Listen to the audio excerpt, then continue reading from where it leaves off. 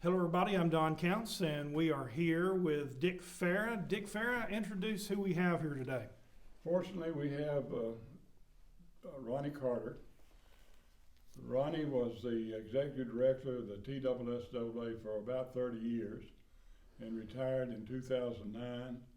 And his memory is sharp as ever, and he can tell the stories. Ronnie, tell us a little about yourself. Tell us about how you got into TSSAA and tell your story about the clinic ball. Don, I graduated from college in '67, so then started teaching and coaching in Nashville, Tennessee, and did that up through '60. From that period of time there, starting in '67, and then in 1978, I had gone and was at Overton High School, coaching football and wrestling and track there. And then I was looking at going into administration, and all of a sudden a job came open at TSSAA for an assistant director. I really had no thoughts whatsoever about being hired. I just thought it would be a good first opportunity to apply for an administrative job to see what kind of questions they ask you. Lo and behold, I get the call, and I'm in the final four, and then the next thing I know, I'm hired. So that's where it all starts right there. And then I was assistant director until '86. The beauty of being assistant director was I traveled all over the state, and I was in charge of all the sports except for a couple. So that meant I had to be in charge of educating officials and meeting with all of our coaches across the state. So I traveled the entire state from up in the corner of the east all the way to Memphis. So that was a beautiful part of the job. It was a tough part of the job because of the travel, but it was also a great part of the job because of the schools you got to go into and because of just learning the history of TSSAA.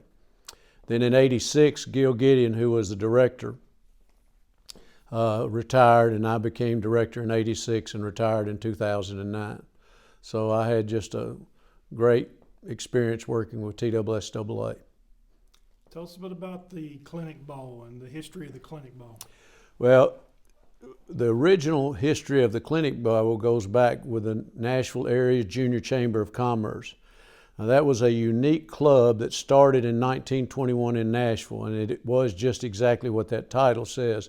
Every town has a chamber of commerce. The Junior Chamber of Commerce were all the, quote, young, sharp people. And they had a club, and it just built from 21 on and became unbelievable. One of the things that happened then at that particular time, now you got to go back now, and we'll go back to before '69 in just a minute. But one of the things they did was raise money for the Vanderbilt Children's Hospital and children in that hospital. It was all the young, sharp men in the Nashville area, so you can get a picture and a feel for who would have been in the Nashville Area Junior Chamber of Commerce. Then they started a bowl game years before the playoffs are ever going to start. They started a bowl game, and it became the biggest bowl game in Middle Tennessee for sure, probably the biggest bowl game in the state of Tennessee. Generally matched the best team in the Nashville area with the best team in the mid-state area outside of Nashville. So that was their history. Well, then along comes the playoffs in '69. And in '69, when the playoffs come, for the first 4 years, there were 4 teams in the football playoffs in 3 classes. So there were not that many teams in the football playoffs. The bowls were still existing. So the junior chamber was still having their bowl game, but what they literally got were the people that didn't make the playoffs. Got the feel? Yep. So they always wanted the best 2 teams they could get in their bowl game. Prior to that particular time, in about 1981, in '69, the playoffs start. And from that period of time, at the beginning, there were 3 classes, 4 teams in each class. So you had a semifinals and a finals. Then it moved to 8 teams in each of those classifications. And then in 77, it moves to 16 teams. So you can first just watch the concept of the playoffs going from 4 teams to 8 teams to 16 teams, and everybody thought every one of those moves were crazy. What do you mean playing 4 rounds of a football playoffs? But that was how things were moving. Well, what happened that was so historic about 82, as we led into the 82 championship game, by that time, what had evolved was how we were determining where the games were going to be. And literally how that was determined was it was just top and bottom of the bracket. One round, top team would host. The next year, the bottom team would host. So that was how things were working as we head into 82. Only thing that happens in 82 that becomes so historic and so unbelievable is the Junior Chamber of Commerce. Their two co-chairmen that year was a guy named Scooter Clippard and a guy named Charlie Warfield. I'm an assistant. Gil Gideon is the director with the association. And Gil had previously been a coach at Lexington, Tennessee in West Tennessee. Scooter, you can see, Don, how timing is everything. Scooter comes to meet with Gil and I about the Junior Chamber sponsoring the, quote, championship game. So when they come in to meet with us, Gil calls me in and he said, I want you to be in charge of the meeting and all the questions we're going to have for them. Because the reality was there was no way on earth this was going to work. So when we come in and we start meeting, we have to explain to them the financial split in the playoff games. And the financial split was simply 1/3, 1/3, 1/3. 1/3 to each of the 2 teams, 1/3 to TSSAA. That was how the money was split. So now comes the Junior Chamber in, and their bowl game was used to raise money for the Children's Hospital. So that starts the meeting. As we meet with them, and they're interested in hosting it. We then have the meeting, we give them the setup, we give them what's happened with the playoffs now, we give them the money split, and then when they leave, I turned to Gil, the director, and I said, there is no way on earth they can do this. So we have a couple of more meetings because all of a sudden they've got to take care of the 2 schools, they've got to take care of TSSAA, and they've got to raise money. Then the next thing that comes into the conversation is, and they want to play here, and now the 2 teams playing could easily be from Memphis and Bristol. So when you turn around and start thinking about that and taking a chance on that, and you're going to host the game. Now they hosted the Clinic Bowl at Vanderbilt. When you start thinking about that, you go, there is no way on earth. So we start meeting with Charlie and we start meeting with Scooter. And everything moves and they never blink an eye. When we explain everything to them, they're still interested. So the meeting continues on, and all of a sudden Gil says to me, we're getting ready for the last meeting, and he says, give me your plan. And I said, I think we'll just explain the format because there's no way on earth that they can do it. And he said, fine. So when we meet with them, they come in and I give it to them just like that. And I said, you need to understand the way the bracket is, it can be 2 teams from Middle Tennessee, but it also can be 2 teams from Memphis and there. And right now they play at one of those host sites. So if it's Bristol playing at Memphis, they're going to play the game at Memphis. At least we have a home crowd based. That's the concept. Now, if we come with the Junior Chamber and we put the game at Vanderbilt, as y'all are hosting, which is in your best interest because it's the Nashville Area Junior Chamber of Commerce hosting this event now, you can see the toughness. And they both would just shake their head. So they come in and they say, can you give us the final, what the proposal would be? And so I give them, as I just explained, the third concept. where they would raise their money, how everything would work, and I give them very simply what the breakdown would be. And when they leave, they said, we'll get back to you. When they leave, Gil turns to me and he said, what's your thought? And I said, there's no way on earth they can do this. The next thing that happens, we get a call back from them. They want to commit to hosting the Junior Chamber Clinic Bowl, and they want to do it starting in '82 with the first state championship. So now we get to there, and they commit to giving the schools more money than they'd paid before. They commit to TSSAA, and we're all going to have, in theory, more financial back than we have before, and they're going to have money doing so. When you hear that, you go, they got to be crazy. So that's what starts it.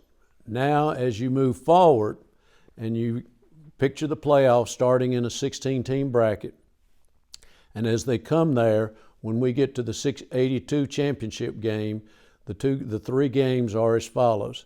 It is Memphis Catholic playing Marion County in Class A.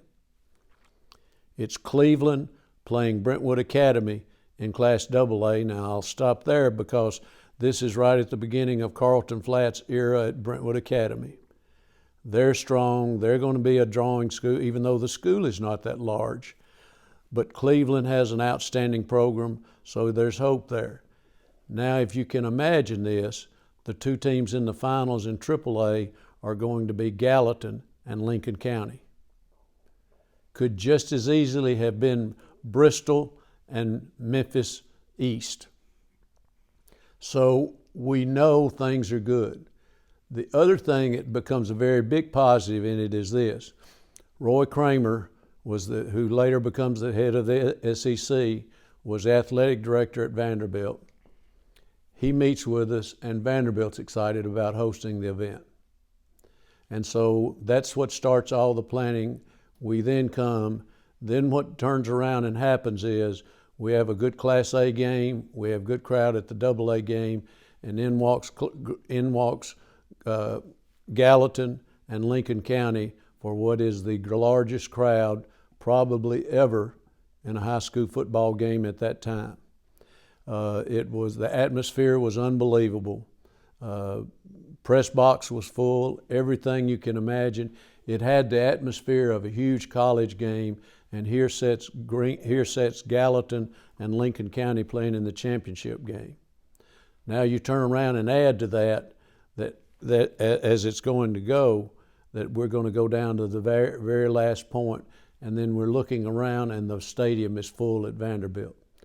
What happens with that was such a major event in '82 in terms of what took place. The crowd was unreal.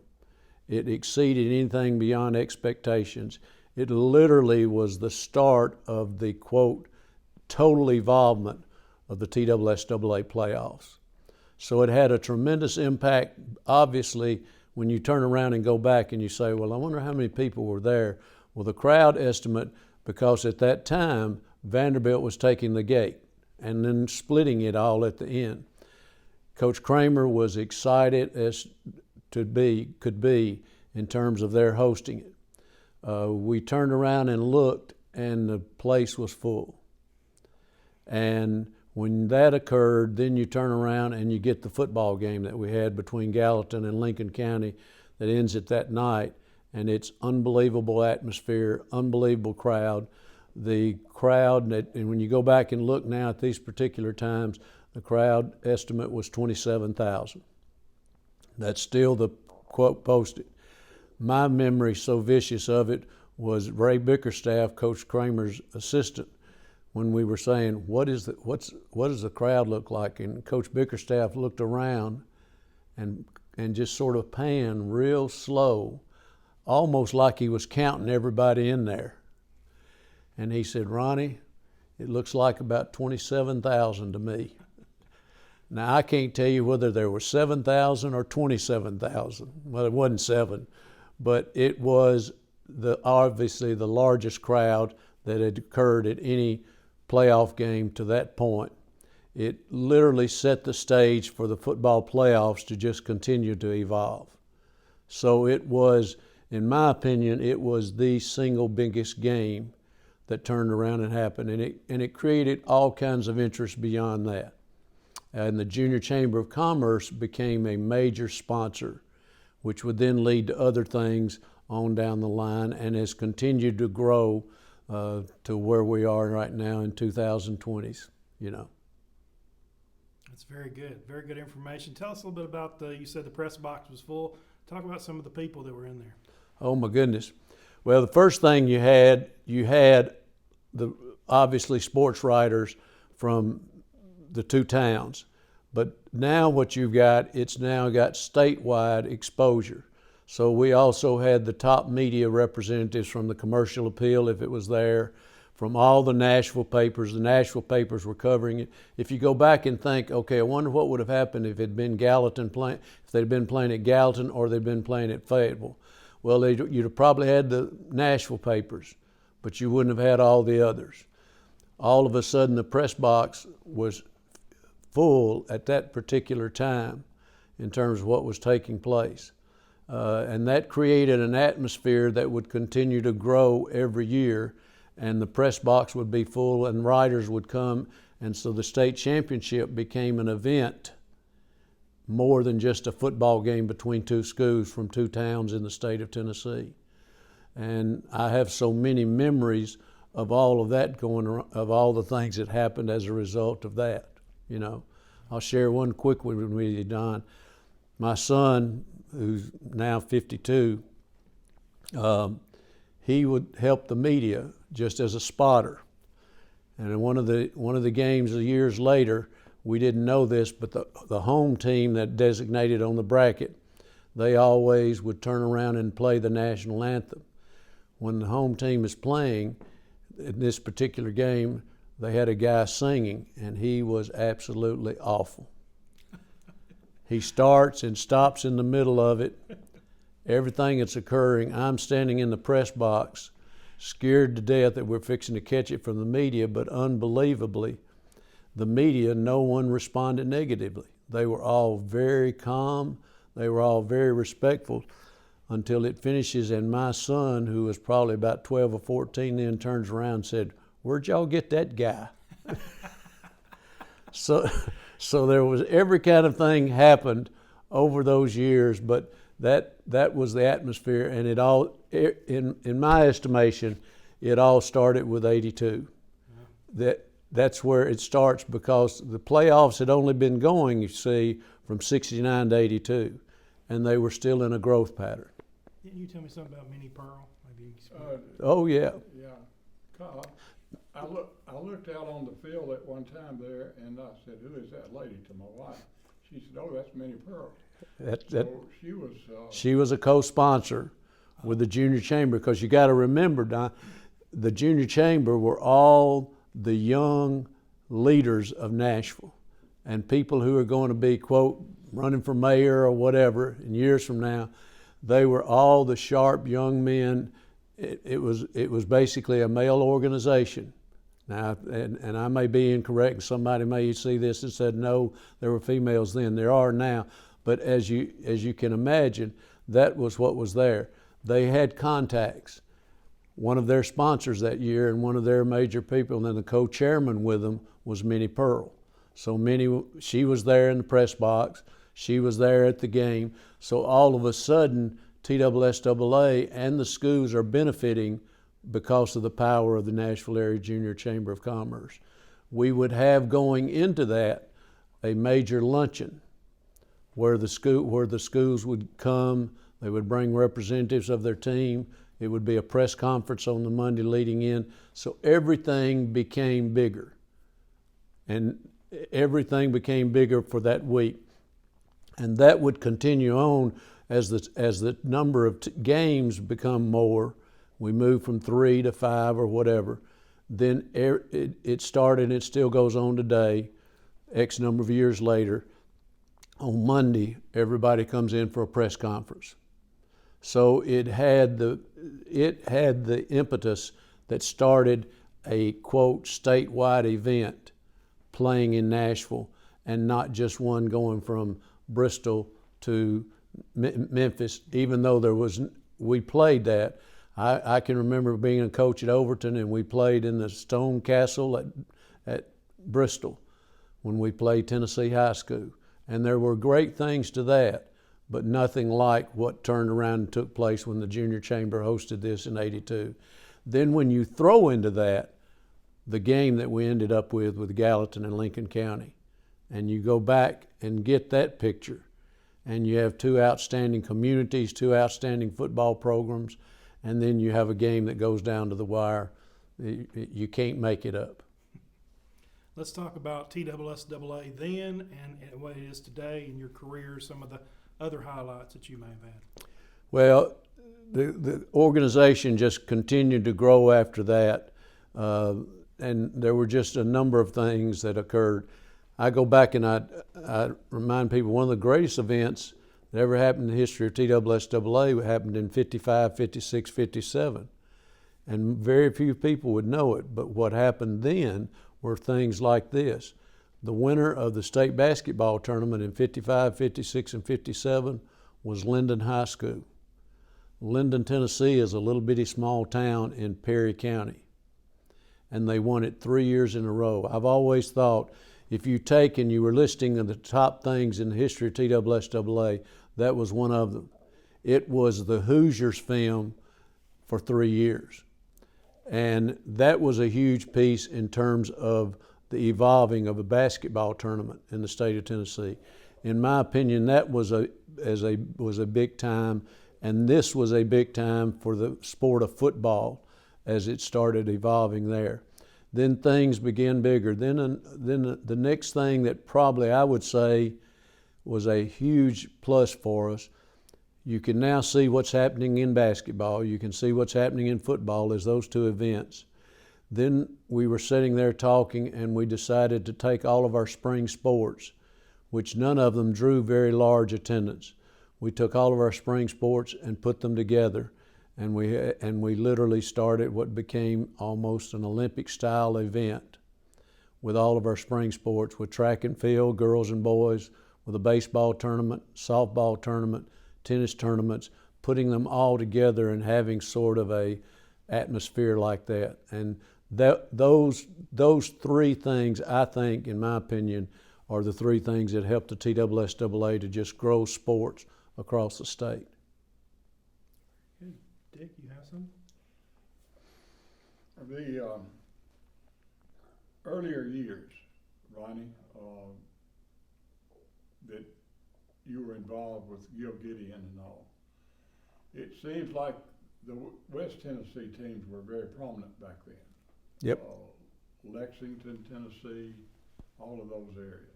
Tell us a little, wasn't Gil Gideon a coach in Lexington or for a while there? Yeah, Gil Gideon was well, you want to start first, Dick, with this. Mr. Bridges was the first director of TSSAA. The organization started in 1926 because of schools coming together at a statewide teachers meeting, trying to figure out something that would bring schools together. That started it, but it was run basically by a principal in West Tennessee, Middle Tennessee, and East Tennessee. They would administer the rules for the schools in that part of the state and get a feel. And so it was sort of three. Then in 1946, they decided we've got to have a director. That's when A.F. Bridges was hired from a little town in West Tennessee called Trenton, Tennessee, a brilliant, brilliant man. A.F. Bridges' hometown was Fayetteville, Tennessee. That's exactly right. That's exact. I was hoping you'd let me get to that. So he was from here, you're saying? That's exactly right. A.F. Bridges was from Fayetteville, Tennessee, so he had a history of Middle Tennessee, and he was now the superintendent of schools in Trenton, Tennessee.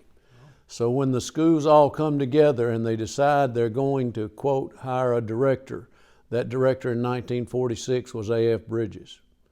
Now, if you want to then start talking about the importance of A.F. Bridges, he stays as the director from 46 to 72. So Don, now if you go back and realize who started those football playoffs in 1969, A.F. Bridges. Wow. And the next thing that they did was this. In the office was in the basement of Trenton Peabody High School, a small high school. The office was they gave the organization office space, not large, but there were 6 people in the State Association office at that time, and they didn't have to pay any rent, and they were in the bottom floor of the high school building there in Trenton. Mr. Bridges is just unbelievable man. If you can get a picture of things now, he's there then in 55, 56, 57 when I told you about the great basketball thing that happened with Lyndon. He saw an opportunity. The next thing that starts happening, he knows the office needs to be in the center of the state. So the office was moved to Hermitage, Tennessee, right in Nashville. And now they had to come up with, but how are we going to build a building? And that's when Mr. Bridges comes up with this idea.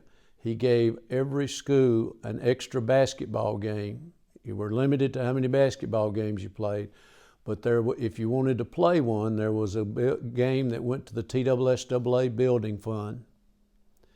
And all the money, the officials worked free, and the money from the gate, if you played that game, all went to the TSSAA building fund. When they moved to Hermitage in 1970, and which is right outside of Nashville, when they moved there in 1970, the building was pretty much completely paid for by the schools in the state. Now, if you put all those little pieces together, you get, first of all, the officials worked free. So if they wanted to use the building and the meeting room for their meetings, guess how much they were charged? Nothing. And the other part of that is it was a large meeting room. Schools use that meeting room for a lot of things. But that's where the building was. And as a result of that, that's Mr. Bridges seeing the wisdom of moving there. Gil Gideon was the assistant director and was from he was in Lexington, Tennessee.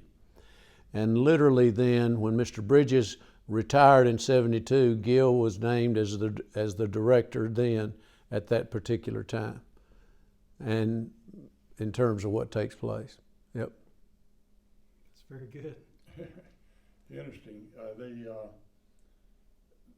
After the game, Gallatin, Lincoln County, how did TSSAA gather to kind of wrap up what everything that happened? I mean, was it a post-game meeting with the TSSAA?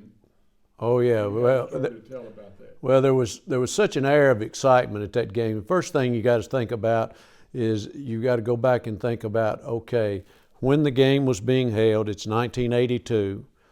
What a good crowd was for high school athletics, and all of us can get a picture of our memories then if you were around. But to turn around and think about Vanderbilt Stadium being basically pretty full, and high school games, and it wasn't just that last one. The last one was what culminated. It was the one that it was full. Or if it wasn't full, it sure felt like it was full. And then the next part of it, but we had great crowds for the other 2 games. And the thing that was really interesting is when you go back and realize that Memphis Catholic was one of those schools in the Class A game. And Memphis Catholic was playing Marion County, which is in Jasper. And then we had Brentwood Academy playing Cleveland. But at that time, Carlton Flatt and Benny Monroe were 2 of the, quote, top coaches that everybody knew were going to be great. So all of this had just an atmosphere that was just building. And then when you put everything that happened in Gallatin and Lincoln County in with it, and you bring all the people from Lincoln County up, and then you turn around and see Gallatin coming, and both of them were outstanding football games. And then we had, as both of you know, we had an unbelievable game. I can still see myself standing on the end zone line as we're getting ready to present trophies when the last touchdown scored. That was an exciting time, there's no doubt. Yep. And Don, are you telling me you were there? I was there. I was there. You need to switch, and Don needs to tell what it was like on that field, because there's an eyewitness to it right there in addition to you. That's right. Dick? I don't have anything else to ask Ronnie. I know that his tenure at TSSAA was very colorful, and so many changes during that time frame.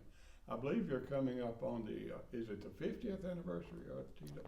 Well, I don't know where 46 to 26. It literally is coming up from to the 100th anniversary of the organization. Okay. And 100th year of the organization, because when you go back and you turn around and you say it started in 26.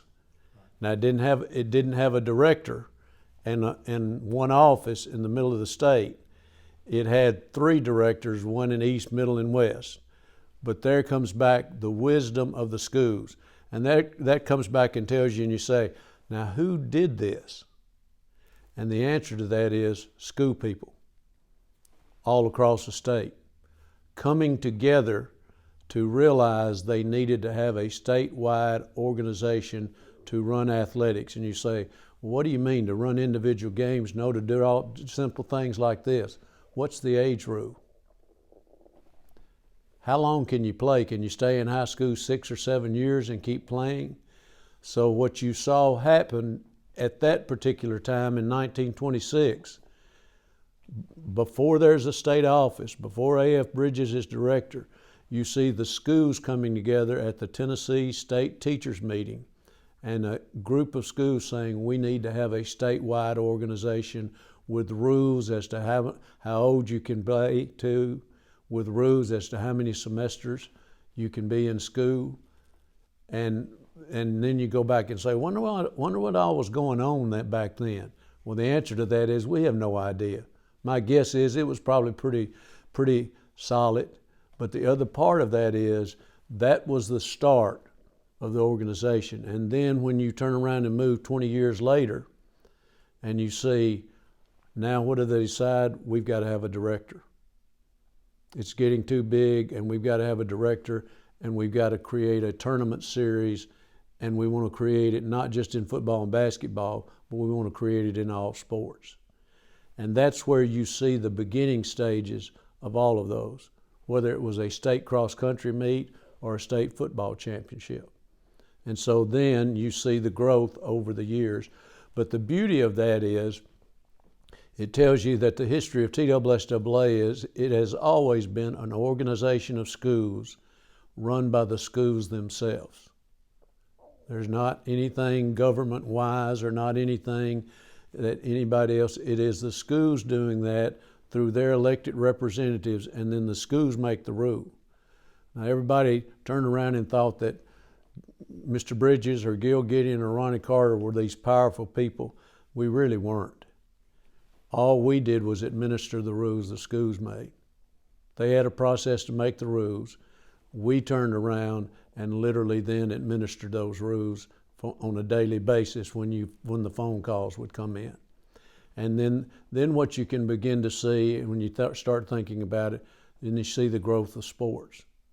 Because if we want to have a football championship or a basketball tournament, started with basketball for the very simple thing, it's the easiest one. But then the next thing is the baseball coaches want a state championship. And then as it moves, then here it comes. Now you turn around and go, okay, and so how many football teams started in 1969 in the playoffs? 4 teams in 3 classifications.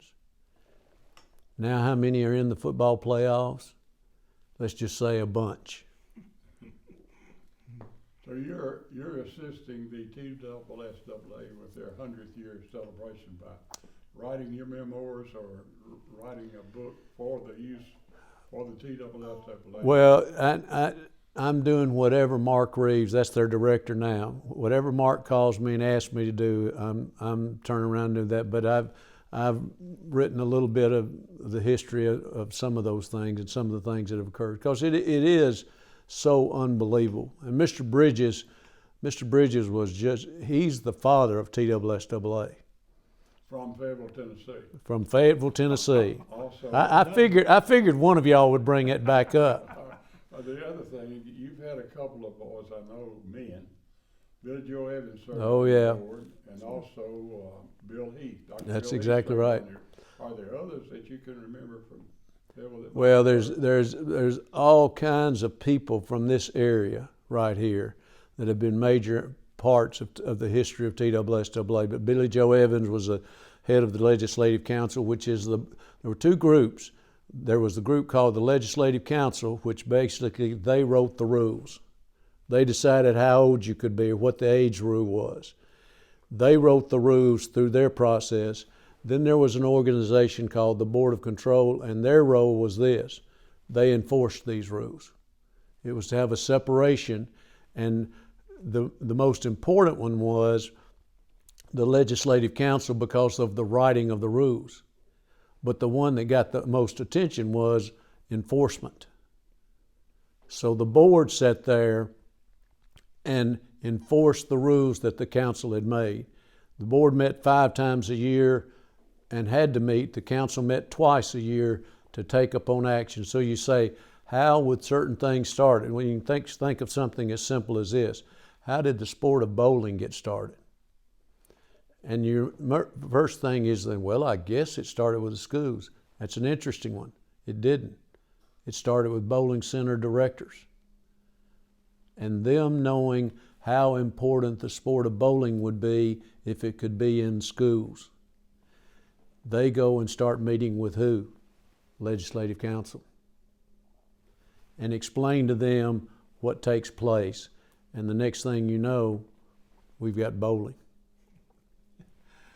And then the board has to turn around, and then the way it all works is the board would turn around and literally put those in things. And so then there's all kinds of little things that turn around and take place, and it gets back and you can visualize. I'll give you one quick story. We formulated, because of the junior chamber and because of things that were happening back then in football, we formulated a plan to turn around and literally have trainers working with us, and working a thing that literally would help put trainers in all of our schools in the state of Tennessee, and help put. So we had that. I can remember when they came to us. My logic was, I was director now. My logic was, well, we don't need trainers necessarily at the bowling meet. Why would you need a trainer at the bowling tournament? I didn't think you needed one at the bowling tournament or the cross-country meet. And the trainers shows you how dumb school people can be sometimes. The head of the trainers group came to me and said, no, Ronnie, we're committed. We're going to have them at everything. The first golf tournament we have a kid who's allergic to bees get stung on the first screen. There came the trainer. And we're at the bowling tournament. I know we're not going to need them at the bowling tournament until I turn around and get a call to come to where the gate is, where we were charging admission, and we'd had a parent to turn around and have a heart attack at the gate. So it tells you the beauty of the organization is people from all places are important. So it was important at one time. The 3 of us are sitting here. We can remember when all you had was a doctor maybe at the football game. And you didn't have trainers who had been trained at schools. Now if you go, it's not mandated, but if you go to most schools, you'll see schools have got a trainer who's gone through the process and has stuff that can turn around and be done immediately for the school people. Think of what that means to coaches. Don can think about it when when he was in school at Lincoln County and go, let's see, what did we have? Well, we had a manager.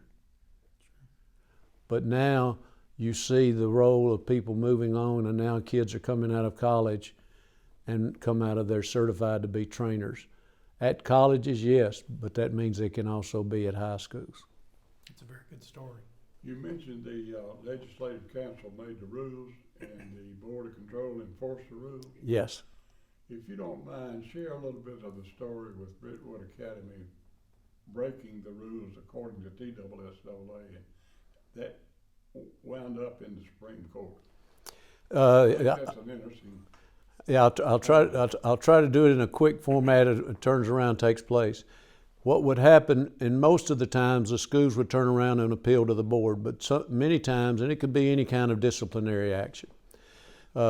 If they disagreed with it, they could literally go to the TSSAA Board of Control. Every now and then, more times than you can imagine, either a parent, because they didn't think the rules were right. My son is just 1 day older than 18 years of age, or 19 years of age, or whatever the age rule was. And they would file a lawsuit to get their son to play. We were in court often with most of the time it might be actions of parents. We could have an action of a member school who just thought the rule was not right.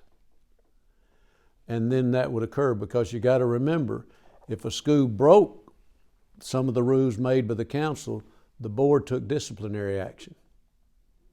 So there would be action there. The director in many cases would take the initial disciplinary action, but it could be appealed to the board. What happened in the Brentwood Academy case that you mentioned, there was disciplinary action taken against Brentwood Academy for a violation of the rules. When that occurred, then the board ruled on it and turned around. They did not set the disciplinary action aside. Brentwood Academy filed suit in the district level court. Then at that particular stage, things can happen. If it just like in our court system today, it can literally be appealed to the Sixth Circuit, which meets in Cincinnati, which is about 6 states. Then it can be appealed to the Supreme Court. That's rare, but the one you're talking about, the Brentwood Academy case, there was disciplinary action for violation of the rules. They then appealed it to the Sixth Circuit, and the Sixth Circuit ruled in their favor. We appealed it to the Supreme Court. When it went to the Supreme Court, we heard it there. It's one of my greatest experiences, not because of the action, or literally we didn't want to be there, but it was beautiful because I had never been in a courtroom with 9 judges sitting in front of us. And in terms of turn around and watch, I will tell a quick story. You wish you hadn't done this, but I will tell a quick story that both of you will enjoy. Because of the way things work and the way you end up working, we're in the same circuit that Michigan is in. This is one hard for you to understand. Tennessee was one of the few states that played girls basketball back at the beginning of time. There were only 10 states playing girls basketball. When all of a sudden Title IX came along, all the other states had to add girls basketball. Michigan played their girls in the fall, and they played their boys in the winter. And the girls, it was sort of felt like they were being treated unfairly. They filed a suit that went all the way to the Supreme Court. So when we ended up being a Supreme Court, which was the only time to my knowledge that occurred, we called to get some advice from the attorney that the Michigan people had used. What happens in the Supreme Court? What's different about it? There's 9 people up there. When we went and we came in contact with the attorney that they used, and I experienced something that was one of the greatest things I've ever seen. I watched her. A lot of times, both of y'all know in court, there'll be a legal pad and pages being flipped. She only had a folder in front of her. And after we finished, it was ruled in our favor 9-0, in favor of TSSAA. we were talking to her. Her name was Maureen Mahoney, brilliant lady. And I asked her, I said, and our attorney asked her, said, what was on that folder? And she said, it was my line of arguments on the left. On the right was tippets of facts about the case. And in the middle, real big, was a statement I always put on there. We said, what was that? And she said, be nice. And she said, I have found, not just in the court of law, but anytime you're with people that disagree with you, you have a tendency to get defensive and to say things and to act certain ways. She said, I've always put that there to remind myself, be nice to the people that are making decisions. One of the greatest pearls of wisdom that I think I ever received in all the years of working. That's a good story. One I needed, so be nice is very important. Very important.